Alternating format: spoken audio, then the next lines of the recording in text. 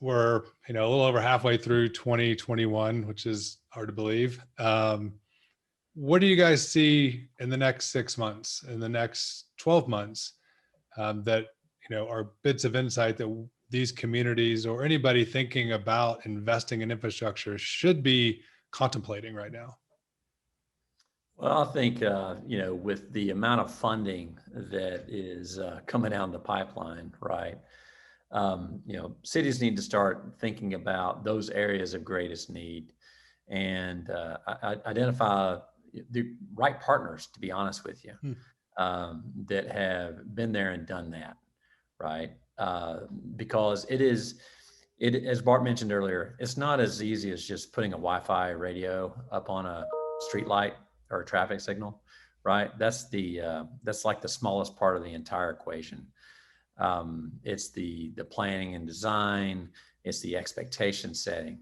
It's getting all the constituents on board, right? For what the network is and what the network isn't. Expectation setting. I tell a lot of customers, as good of a job as we do with planning and designing these networks, probably the greatest value we bring to our clients is expectation setting. And because we take a very methodical, process-based approach of how to deploy these networks. I think you said the word stubborn was the word you used before. Stubborn, bullish, stubborn. Yes.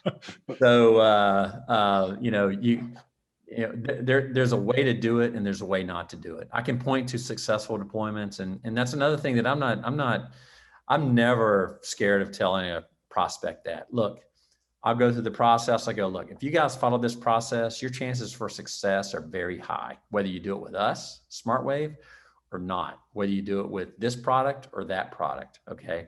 But if you can follow this process, I can tell you this, you will set the right expectations. You're going to know where your money's going, right? And if you set those expectations with the money to your community, that's success, and get connectivity. And then if you do it wrong, we'll come in and clean it up and do it right. I think, with the trends in the marketplace right now, right? I think, we're at a point now where people are sort of acknowledging things like flexible or remote work and distance learning in some capacity are here to stay, right? Even if things, quote unquote, return to normal, there's an expectation now of connectivity to enable a more flexible lifestyle around education and around labor and work, particularly for knowledge workers. And that coupled with, massive amounts of stimulus coming into the market in the US here in particular to solve the types of challenges that we've talked through over the last 30 minutes or so, it's a great opportunity for communities to think about how they'll go about executing this strategy. Not just to help the constituents they have today, but many cities are very eager to attract new, younger folks to become part of their community and become part of the local economy.